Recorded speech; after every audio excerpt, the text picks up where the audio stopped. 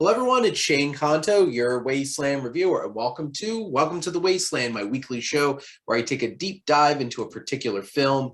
And this week we're, still on the Scorsese train, but we're taking a different kind of exit this week as we're focusing on the Rolling Stones Shine a Light, which is their concert documentary. And I have my friend Jim here from the Movie Club who's joining me to chat about the film.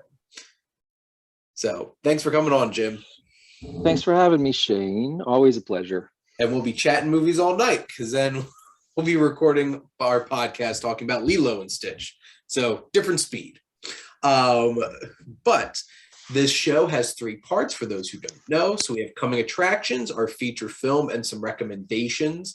So coming attractions this week, outside of the Foo Fighters in a haunted mansion, the biggest release that we have this weekend is Cyrano, which is both Jim and myself's most anticipated, or guess like one we'd be most interested in. So, Jim, why are you most interested in checking out Cyrano?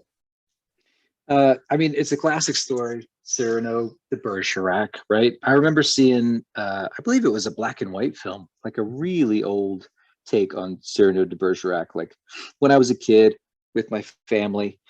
I'm familiar with the story, so I'm interested to see what twists they're going to throw in there for this one.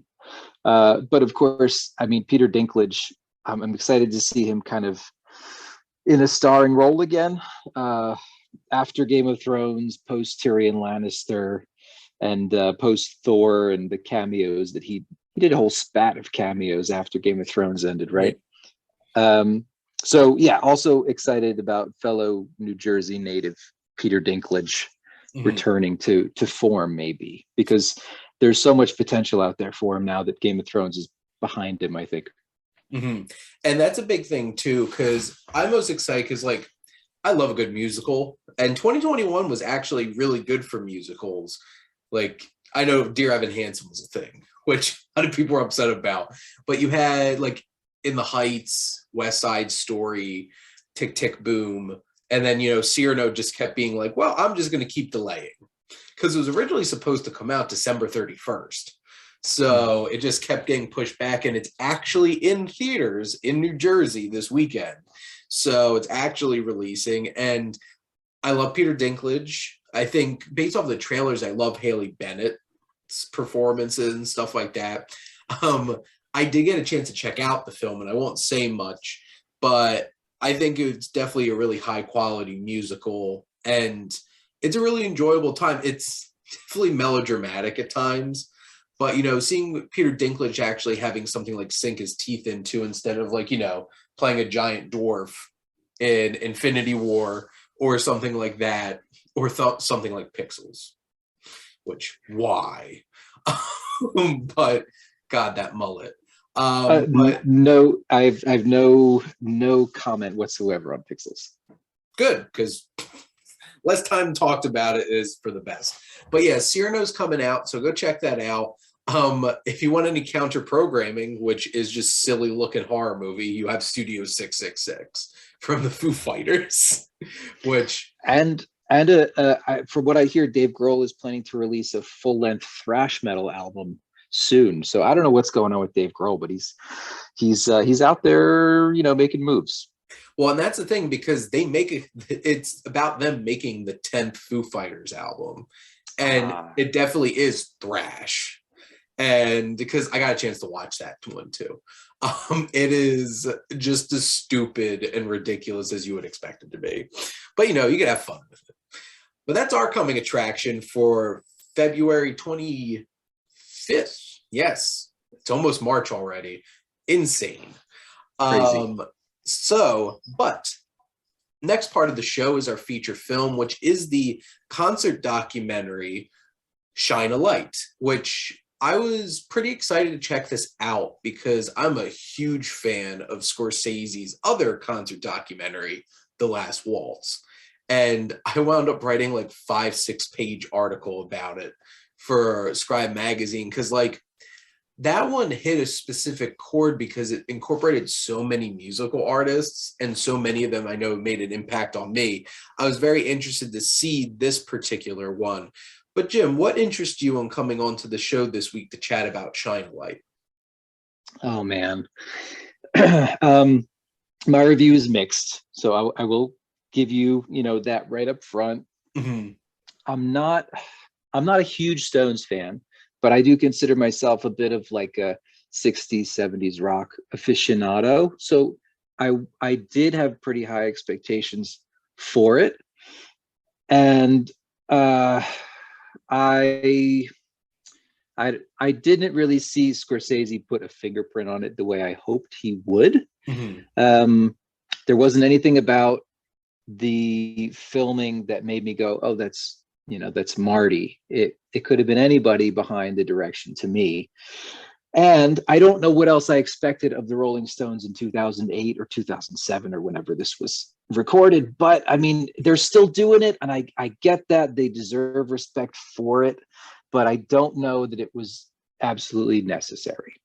It's interesting because I think one of the biggest differences between this and The Last Waltz is the fact that, like, I know technically, like, The Last Waltz was the band's, like, last performance, but, like, they were still in their prime in, like, the mid-70s.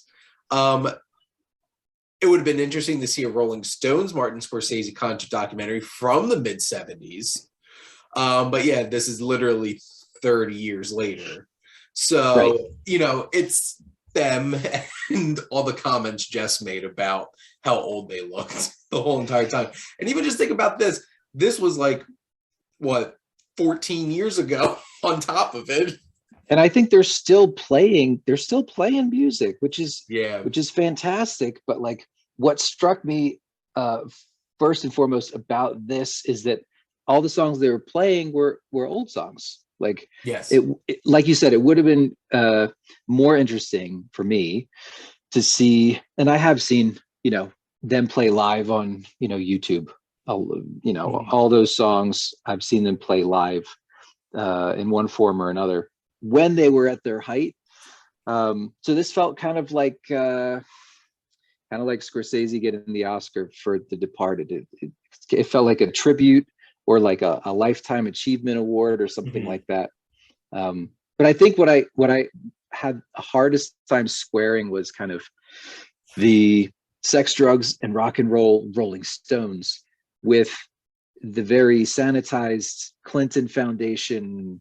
Like there were, I don't know, just very pretty people, well-to-do looking people in the theater, and something just didn't, there was some discord there for me, I guess. Yeah, it's interesting. Like, this is like, well, so a couple of thoughts. So one, I think the most Scorsese thing about this film was like the tracking shot at the end of the film out of the arena, and just like, oh, Marty threw in that to throw in there. But like, I do agree. Like, I think it was a well shot concert documentary, but it also like, I feel bad keep comparing these, but like it is his other concert documentary. Like The Last Waltz doesn't feel like your standard concert documentary. This kind of feels like a standard concert documentary. And like growing up, I love music. I've never really spent a whole lot of time like learning how to play music, but like I've listened to plenty of music. I love music a lot. And I've always been hesitant about going to concerts because like I don't like large groups of people. So like my thing has always been to watch concert DVDs and recordings and stuff like that. And I've watched a lot. And like watching this, it didn't necessarily feel like this is one of the greatest directors of all time directing this film. But he does love the Stones. He is a huge Rolling Stones fan. And I have to say, the fact that they didn't even play Gimme Shelter, well, I thought was hilarious because of all the jokes that, like, if it's a Scorsese film, if they play Gimme Shelter in it, and then he makes a concert documentary from the Rolling Stones and they don't even play Gimme Shelter. Do you think that they did that purposely, like because they're the bad boys of rock and roll and they wanted to do just something unexpected or just something subversive? Which it's interesting because I do respect the fact that they did a lot of things that like it to me, it didn't feel like just a greatest hits of the Rolling Stone show, because they did certain things that I felt like were a little bit different. Like, Keith Richards getting up there and like doing his song and stuff like that. And like they did a couple of different things. Obviously, they still had like, I have the set list up in front of me. Like they did a lot of their most famous songs, like jumping right off the start with like Jumpin' Jack Flash. I think that was like a great way to actually like kick up the show. But like, I do think it might have been a little bit on purpose that they didn't like do Gimme Shelter. Noting the director's frequent use of Stone's music in his films, Jagger joked that Shine a Light may be the only Scorsese film that did not have Gimme Shelter. So even he made a joke about it. But which, to be honest, when I saw Christina Aguilera was going to be on this, I was like 100% sure that's what she was going to sing with them. Because like I saw Fergie perform it with them at the Rock and Roll Hall of Fame.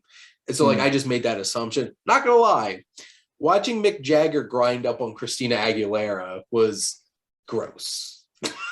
I'm just like, this is an old man.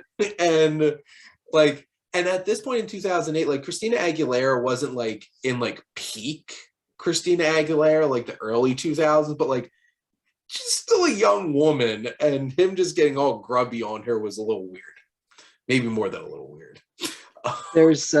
There's a comedy special by Mark Maron, and he details his experience going to see the Stones I think much more recently than this movie was made. But the quote, I believe, is, "If you're a Rolling Stones fan, a part of you just tolerates Mick Jagger. Like the whole persona, it is too much, and it's probably it's always been inappropriate, and he's too old to be like prancing around stage, the way he does. But he is Mick Jagger, and he's the voice of the Stones. So what are you going to do, Kesha?" It's just like, only if you look like Mick Jagger, or ask Maroon 5, moves like Mick Jagger. Right. And it's like, right. There's this fascination about, because like he's one of the biggest frontmen in the history of music. And like he was out there, he was shaking his body during this concert too. And like, I felt like there's a lot of energy, but like, it's tough watching a band do like a show, decades into their career. And, it's never going to feel exactly the same, because like they're old. They were legitimately old in 2008, and they're even older now, which honestly, they have a couple of newer songs that I really enjoy, like Doom and Gloom, and I forgot the whole name of the song. I just know Ghost Town. I think that's a newer song. At least it sounds like one. But like, I enjoy those songs. And at this point, it's just like, it's interesting, seeing them perform a lot of these old songs.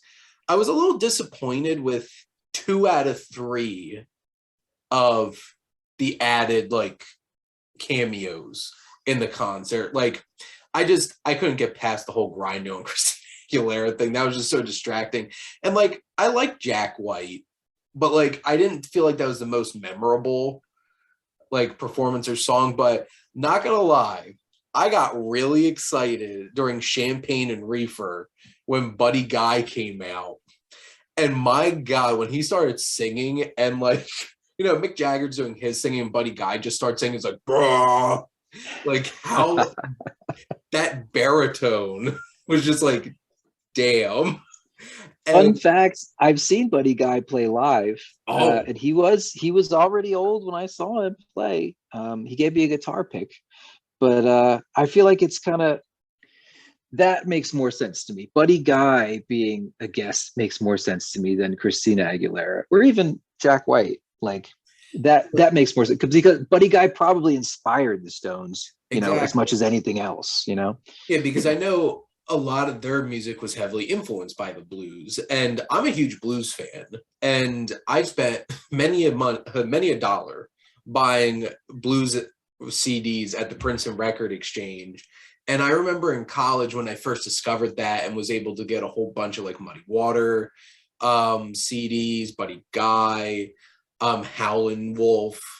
And that's one of my one of my small favorite things about Wolf of Wall Street is how much he uses like blues songs in that.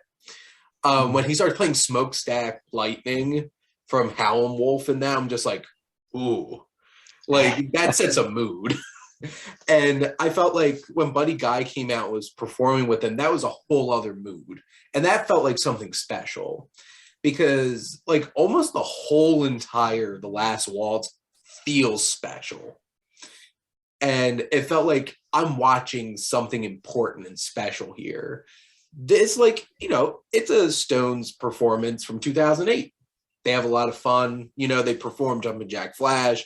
They performed Tumblin' Dice, Brown Sugar, Satisfaction, Sympathy for the Devil, Start Me Up. And, like, I had a lot of fun listening to those songs. But, you know, it is still the Rolling Stones in 2008, and there's not as much oomph anymore. But, you know, it's not going to stop Mick Jagger from, like, running all over the stage. No. Tumblin' Dice is one of my favorite songs. I can almost always listen to Tumblin' Dice. But if I'm going to, like, I'm not going to choose this version from this concert to listen to. I'm going to go back to, was it on Exile on Main Street? I don't actually remember, but I'll go back to the original recording, you know, for that. Do you think if Marty Scorsese had been able to choose the guest artists, to choose the set list exactly, do you think this would have been a completely different film? Because I think the intro, maybe I'll ask you about that in a second, but if Marty Scorsese had complete control over the concert, like how different do you think it would have been? I think it would have felt like a similar kind of love letter to music, I think, as a Last Waltz, and less of just like, here's a Rolling Stones concert from 2008. And you know, they have all the setup of like with Bill Clinton showing up and stuff like that. I'm just like, okay. Exactly. Okay. Yeah, exactly. And it's just like, you spend this time, like, I get it. I know this is a charity thing, but like, do I give a shit about Bill Clinton showing up on this documentary? No. And especially not in 2008. So like, it would have been very interesting if this was like in the 90s and he was like the president showing up at this. But like, if like Obama showed up in this concert, I think that would have been a much different kind of thing. But like now it's Bill Clinton in 2008 showing up at a Rolling Stones concert in 2008. Like, here's the thing. I had a lot of fun watching this. I thought it was enjoyable.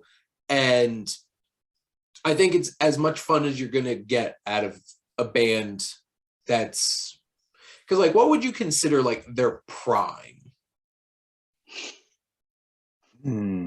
Probably like mid 70s. Well, I don't know, because everything they recorded from the late 60s into the 70s, I really like.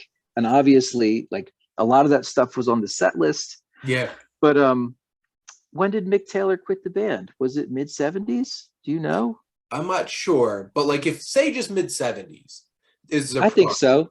Yeah, I think so. This is legitimately 30 years past their prime. So like, just putting in perspective like that. And you know, I love classic rock music. There's certain bands that, you know, it's just not the same. And I remember one of my first concerts, because I used to go to the Let Freedom Rock Fest at Cooper River Park every 4th of July for a couple of years. First one I went to was Marshall Tucker Band and Foghat. Marshall Tucker Band probably shouldn't be playing anymore. That was not great. The next year, Paul Rodgers played, and he was still great. And like, you could tell, like, Paul Rodgers was a great singer, and like in the 2000s, he doesn't have the same voice, but he still has a great voice. I've watched Deep Purple perform now, and like Ian Gillan's just like, just destroyed his voice singing the way he did for most of his prime of his career. And it's just like, not the same. And, that's the tricky thing about loving classic, like music that's like decades older than you. If you get actually a chance to see them, it's going to be a little bit different. And, I've seen Lynyrd Skynyrd perform a couple times, and their music, I don't think ages badly, because like they could still shred on the guitar and everything, and nothing against like Ronnie and Johnny Van Zant, but like I think their vocals are pretty consistent, and like it didn't sound too different, and I think they still had it. I'm so mad I never got to see Rush. But like I've seen at least 5 different Rush concert documentaries, and obviously Geddy Lee's voice is not the same, nor should he try to be the same, because that's just not sustainable. But like, sometimes they still have it, and like I think the Stones had enough of it to put on like an enjoyable concert. It's just not going to be the same. Yeah, I totally agree with that. I honestly don't know if the Stones, need to be doing it anymore. Maybe they need it more than we need it. I don't know. Yeah. But I guess all the stuff with Bill Clinton and kind of showing the Stones as they are now, to me, with the footage, kind of the archival footage that was used, it was kind of like Scorsese saying, this is where the Stones were, and this is where they are now. Even being like the outlaw rock and roll band that they are, and now they're hobnobbing with former presidents and somebody who's in discussion as, the great American director in this beautiful theater with all of these beautiful people, and everything is very polished and clean and fun, like not completely different from what it used to be. So maybe that was kind of, I don't know, maybe that was his way of trying to put a punctuation on the whole thing. I don't know. Well, and it was interesting because like if you look at the audience, it's like a bunch of hipster people. Because like if you look at the audience, I'm like, this doesn't look like a bunch of middle-aged people who probably watch the Rolling Stones. Like that's true. Yeah. And like that's cool that all these people listen to the Rolling Stones, but like, it's, to your point, it's different, and then you see them in a different light. Like doing a charity concert in 2008, it doesn't have that like hard edge of like a Rolling Stones, because that was their thing. They were the bad boys of rock and roll because they were the bad boys, and then you had the Beatles. And that was their whole thing, and it's a little bit different. And if Mick Jagger's trying to be edgy, like grinding on Christina Aguilera, that is not the way to stay edgy. Just cringy. Gross. I don't know. I don't know that there's any way to apologize for that kind of behavior, but that's Mick Jagger for you, I guess. Just hope, like my hope is that they talked about that beforehand, and like that was planned. Because if you just started doing that on stage, I'd be like, that's the thing. The tone from the introduction was that like the Stones just don't plan these things. They just they run with it. So yeah. I would guess that it wasn't planned, but we'd have to ask her. Yeah, my favorite older clip was Keith Richards being like, yeah, they're saying this is the last one. And like that footage had to be from like the 70s. And just like, yeah, right. Well, I guess that's something that was lost. Like those guys should probably all be dead. So I'm convinced they continue to play because it's part of their deal with the devil. With the devil, yeah, right. Because there's no way Keith Richards is still alive. Like how? And what's funny is if you put in perspective timeline-wise, this was right around the same time he popped up in Pirates as Jack Sparrow's dad, as Captain Teague. Because World's End came out in, I think, 2007.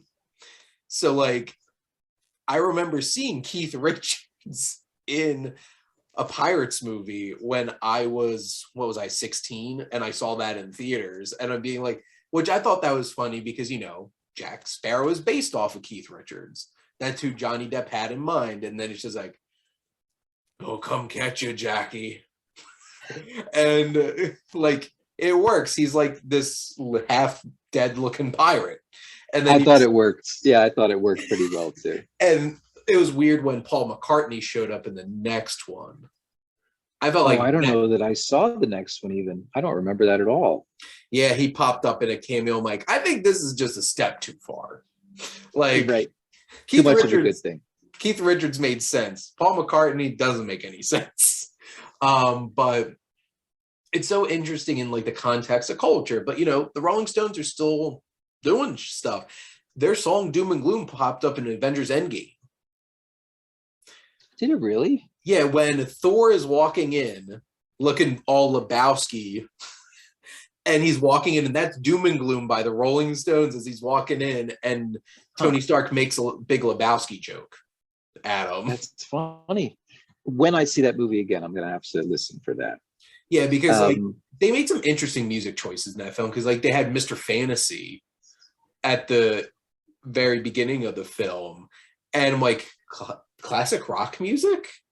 Like I know the first two Iron Man movies just had nothing but AC/DC in it. So also a band that should probably stop. And that's coming from somebody who is a diehard AC/DC fan. I know a lot of people who are very critical of them, but I love AC/DC, but please stop.